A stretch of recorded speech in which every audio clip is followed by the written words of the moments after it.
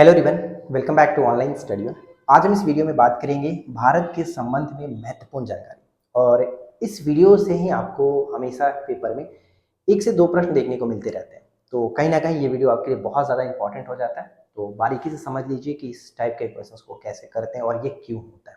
ठीक है, तो चलिए हम इस प्रश्न को देखते हुए मतलब सारे चीज़ों को समझते हैं। और यहाँ पे सबसे पहले हम बात करेंगे भारत की स्थिति क्या है।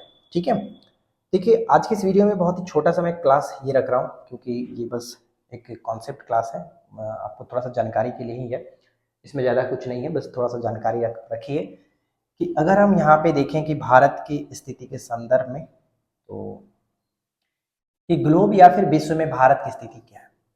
तो ये हमारा ग्लोब है, यहाँ पे आप मैप देख रहे हैं, ये पूरा ग्लोब है। और इस ग्लोब में भारत की स्थिति भी आप आसानी से देख पा रहे होंगे। भारत की स्थिति यहाँ पे, ठीक है। तो आपको पता है ग्लोब जो हमारा कुछ इस तरह से डिवाइड है। आई होप कि आपको ये क्लियरली विजिबल हो रहा होगा, अगर नहीं तो फिर मैं इस कलर को चेंज कर लेता हूँ और तब समझाता हूँ। ठीक है, तो ये आप लाइन देख रहे हैं, इसको हम लोग 0 डिग्री इक्वेटर कहते हैं या फिर भूमध्य रेखा आप कह सकते हो। और इसके ऊपर में जो होता है वो 23.5 डिग्री कर्क रेखा कहते हैं, और नीचे जो होता है उसको 23.5 डिग्री मकर रेखा कहते हैं। ठीक है, ज़्यादातर प्रश्न आपका कर्क और मकर से संबंध में क्वेश्चंस पूछे जाते हैं, तो वो भी हम बाद में डिस्कस करेंगे। फिलहाल हम देखते हैं भारत की स्थिति। तो भारत की स्थिति आप यहाँ पे पढ़ रहे होंगे कि ग्लोब या फिर विश्व में भारत उत्तर पूर्वी गोलार्ध में स्थित है। देखिए अब उत्तर पूर्वी गोलार्ध ये क्या है, रटने से अच्छा एक बार आप यहाँ पे समझ लो। अगर हम इस तरह से ड्रॉ करते हैं, ठीक है, इस तरह से ड्रॉ अगर हम करते हैं तो ऊपर वाला क्या हुआ, ऊपर वाला नॉर्थ का पार्ट है, नीचे साउथ का पार्ट है, राइट साइड हमारा ईस्ट हो गया और लेफ्ट साइड वेस्ट हो गया, यानी पश्चिम ये आपका पूरब और ये उत्तर और नीचे आपका दक्षिण। ठीक है, अब क्वेश्चन ये कह रहा है, यानी कि भारत की स्थिति ये बताई जा रही है कि ये ग्लोब पर भारत में विश्व में उत्तर पूर्वी गोलार्ध में स्थित है। गोलार्ध का मतलब सबसे पहले तो आपको पता होना चाहिए, गोलार्ध मतलब कि गोला का आधा, गोला का आधा गोलार्ध। अगर ये टोटल गोला हो गया एक तरह से पृथ्वी, तो ये गोलार्ध आधा, आधे भाग में स्थित है, आधे भाग में स्थित है। लेकिन कहां पर, तो ये उत्तर पूर्वी भाग में, उत्तर पूर्वी। अब ये तो उत्तर हो गया आपका नॉर्थ साइड में ऊपर की तरफ होगा, और पूर्वी की बात करें तो हम इधर कर रहे हैं, यानी देख सकते हैं कि आपका लोकेट कर रहा है कहां पर। यही तो कहते हैं ना कि उत्तर पूर्वी गोलार्ध, तो आपका ये कुछ इस तरह से होता है। तो ये कहां पर है ये, अब एग्जैक्ट इसका लोकेशन बताना होगा तो हमें जो क्या कहते हैं उसका अक्षांश और देशांतर को बताना पड़ेगा। लेकिन फिलहाल अगर स्थिति की हम सिर्फ बात करते हैं तो उत्तर पूर्वी गोलार्ध में स्थित है, ये ध्यान में रखना है। ठीक है, कभी कभी क्या होता है कि एग्जाम्स में उत्तर पूर्वी दे देता है, गोलार्ध नहीं देता, तो वहां पर आप उसको चीज को समझ कर करेंगे कि जिस तरह से ऑप्शन आपके सामने रखा जाए वहां पे टिक करना। तो यहाँ पे फिलहाल आपको समझ में आ गया कि ये कहाँ पर जो स्थित है, उत्तर पूर्वी गोलार्ध में स्थित है। राइट, अब चलिए इसके हम लोग नेक्स्ट स्लाइड पे बढ़ते हैं। तो नेक्स्ट स्लाइड में आप यहाँ पे देखेंगे सब कुछ अच्छे तरीके से मेंशन किया गया।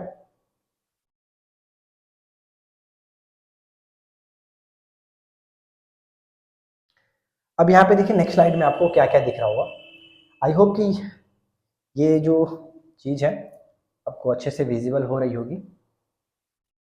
यहाँ पे ये विजिबल होनी चाहिए सब कुछ। यहाँ पे आपको दिख रहा होगा कि भारत का मैप बनाया गया। चलो इस मैप को एक बार हम थोड़ा सा हाईलाइट कर देते हैं ड्रॉ करते हुए।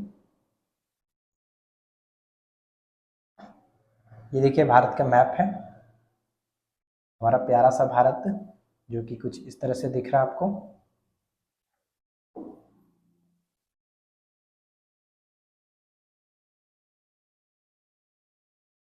ठीक है, ये हमारा प्यारा सा भारत हो गया। अब यहाँ पे आपको सब कुछ बारीकी से बताया गया, और अगर आपको दिख रहा होगा तो क्लियरली समझेंगे। जो चीज़ मैं यहाँ पे समझाने वाला हूँ वही आपको वहाँ पे देखने को मिलेगा। तो देखिए क्या क्या कह रहा है कि भारत का अक्षांश एवं देशांतर विस्तार किस तरह से। कई बार यहाँ से क्वेश्चन डायरेक्ट पूछे जाते हैं, उठा करके रख दिया जाता है, बताइए कि ऑप्शन के अकॉर्डिंग क्या होना चाहिए। तो यहाँ पर भी देखिए पिक्चर में यही चीज आपको दिखाया गया कि भारत अक्षांशीय एवं रेखांशीय जो विस्तार है, यानी रेखांशीय कह सकते हैं, देशांतरीय कह सकते हैं, कोई दिक्कत नहीं। तो भारत का अक्षांशीय विस्तार जो है वो 8 डिग्री 4 मिनट उत्तरी अक्षांश से प्रारंभ होकर 37 डिग्री 6 मिनट उत्तरी अक्षांश के मध्य स्थित है। अब इस चीज को हमें समझना पड़ेगा मैप में, तब आपको जाकर के अच्छे से याद रहेगा कि एक्चुअली ये कहना क्या चाहता है। 8 डिग्री 4 मिनट से लेकर के 37 डिग्री 6 मिनट। तो देखिए भारत जो स्थित है वो अक्षांशीय है। सबसे पहले अक्षांश और देशांतर में आपको क्लियर होना चाहिए कि अक्षांश देशांतर किसको कहते हैं।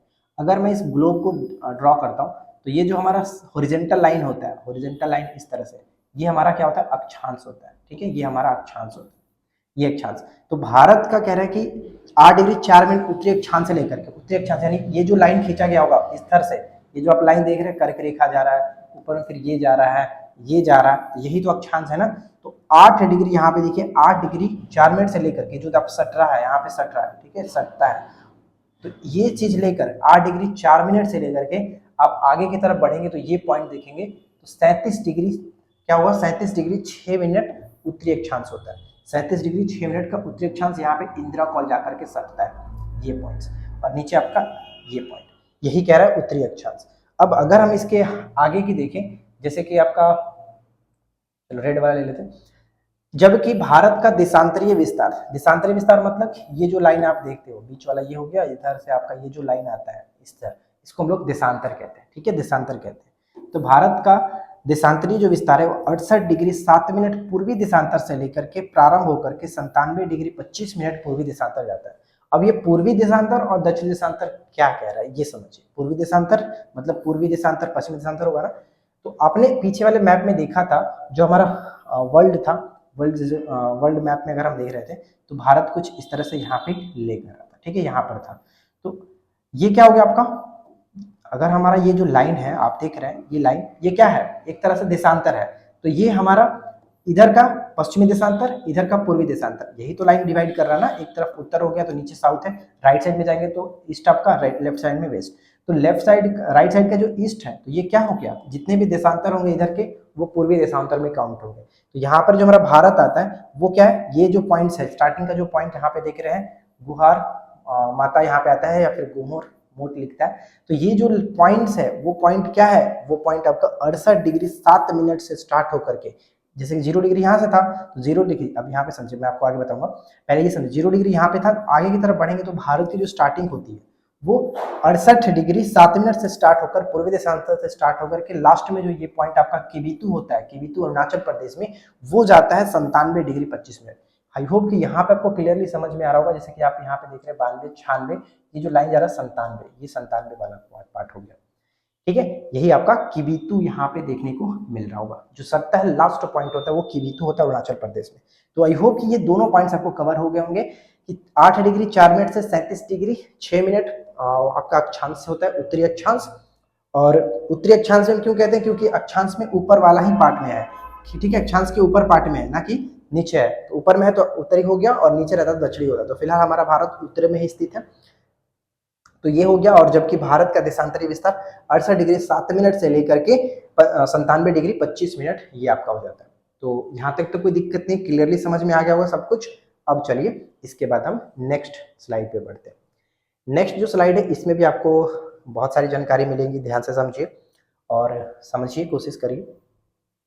अब यहाँ पे देखिए क्या कह रहा है कि भारत अपने 32,87,263 वर्ग किलोमीटर क्षेत्रफल के साथ विश्व का 7वां सबसे बड़ा देश है। विश्व का 7वां सबसे बड़ा देश है। और कितने किलोमीटर स्क्वायर यानी एरिया कितना है, तो 32,87,263 वर्ग किलोमीटर स्क्वायर यानी किलोमीटर स्क्वायर। ठीक है, ये चीज ध्यान रखिए। और अगर हम देखें कि ये जो क्षेत्रफल आप देखते हैं वो टोटल विश्व के क्षेत्रफल कितना प्रतिशत है, तो ये 2.42% है। 2.42% है एरिया। जबकि भारत की जो जनसंख्या है वो आपको पता है 2011 के जनगणना के अकॉर्डिंग अगर हम देखा जाए तो ओवरऑल पूरे विश्व का 17.5%। पहले नंबर पे चाइना, दूसरे नंबर पे भारत। एक्चुअली अभी हाल ही की रिपोर्ट क्या आई थी जिसमें चाइना को क्रॉस कर दिया है भारत ने। तो फिलहाल आप 2011 की जनगणना के अकॉर्डिंग ही पढ़ लीजिए, कोई दिक्कत नहीं है। एग्जैक्ट डाटा जब बुक में पब्लिश होगा तब हम वहाँ पे देखेंगे। फिलहाल आपका 17.5% क्षेत्रफल के अकॉर्डिंग, क्षेत्रफल के अकॉर्डिंग 2.42% और जनसंख्या के अनुसार देखा जाए तो 17.5%। ठीक है, और पूरे विश्व में यह हमारा भारत 7वां स्थान रखता है क्षेत्रफल के मामले में। अब इसमें है कि इसकी उत्तर से दक्षिण की लंबाई जो है वो 3214 किलोमीटर है। यानी उत्तर से दक्षिण तक, यहां से लेकर के जो अगर हम यहाँ तक देखते हैं, उत्तर से दक्षिण तक की जो लंबाई है वो कितना है, वो टोटल लंबाई आपका होता है 3214। देखिए यहाँ पर कहीं मेंशन किया होगा, ये रेड कलर का देख रहे हैं 3214 किलोमीटर। ठीक है, 3214 किलोमीटर। उसके बाद पूरब से पश्चिम की जो चौड़ाई है वो 29-33 किलोमीटर है। अब ये लंबाई चौड़ाई कैसे डिनोट हो जा रहा है, क्योंकि जो लंबा होगा वो लंबाई होगा, जो छोटा होगा चौड़ाई होगा, इस तरह से। तो यहाँ पे देखिए, यहाँ से लेकर के इस पॉइंट से लेकर के इस पॉइंट तक का जो डिस्टेंस है, चौड़ाई है, वो 2933 किलोमीटर है। आई होप कि आपको ये क्लियरली दिख रहा होगा। ठीक है, ये चीज हो गया, किलोमीटर है। इसके साथ ही साथ स्थलीय सीमा की जो लंबाई है वो 15,200।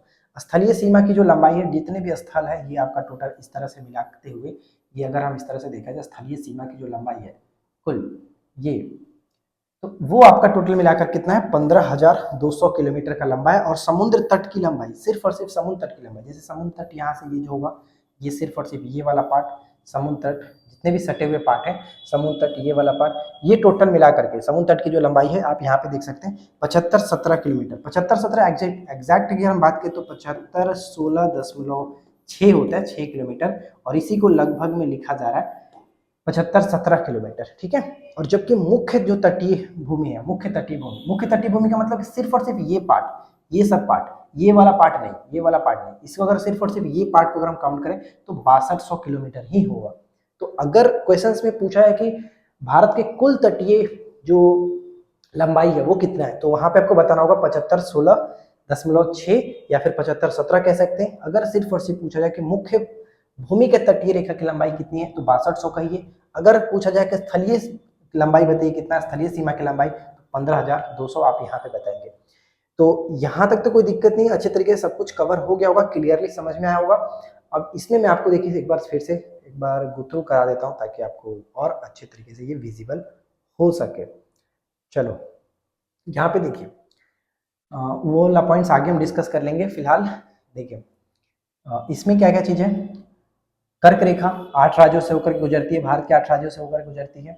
जमीनी लंबाई आपको बताया गया 15,200, और 68 डिग्री 7 मिनट से स्टार्ट होकर के 97 डिग्री 25 मिनट तक का हमारा पूर्वी देशांतर स्थित है। और अगर हम अक्षांश की बात करें तो नीचे से 8 डिग्री 4 मिनट से स्टार्ट होकर के 37 डिग्री 6 मिनट तक जाता है। और इसमें ज़्यादा कुछ नहीं, सब कुछ क्लियर है। लेफ्ट साइड में आपका अरब सागर, राइट साइड में आपका बंगाल की खाड़ी, और नीचे आपका हिंद महासागर।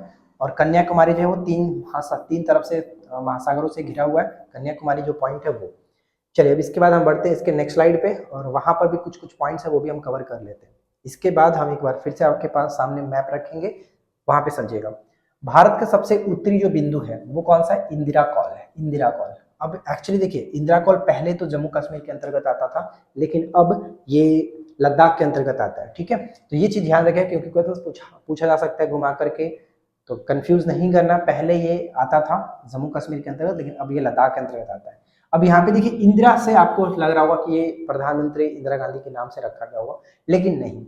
इंदिरा कॉल का नामकरण इसके खोजी, जो इसके खोजकर्ता थे, बुलक वर्कमैन ने 1912 में भारतीय देवी लक्ष्मी के एक नाम, लक्ष्मी का एक और नाम जो है इंदिरा, इन्हीं के आधार पर किया था। और इसका नामकरण इंदिरा गांधी से मतलब कोई संबंध नहीं है, ये चीज ध्यान में रखेंगे। ठीक है, तो काफी समय से आप लोगों को लगता होगा कि इंदिरा गांधी से जुड़ा हुआ है, इंदिरा कॉल इसलिए कहा जाता है, लेकिन ऐसी कोई बात नहीं है। ठीक है फ्रेंड्स, इसके खोजकर्ता किसको माना जाता है, तो बुलक वर्कमैन को। उन्होंने 1912 में इसकी खोज की थी कि भारत का सबसे उत्तरी जो बिंदु है वो इंदिरा कॉल है, जो कि लद्दाख में पड़ता है।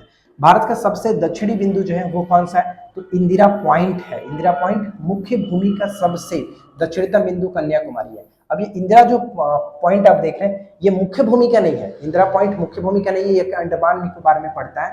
लेकिन मुख्य भूमि की अगर हम बात करते हैं, जो भारत का नीचे वाला जो पार्ट है, यहाँ का पार्ट है, उसको हम लोग मुख्य भूमि कहेंगे, और वो कन्याकुमारी है।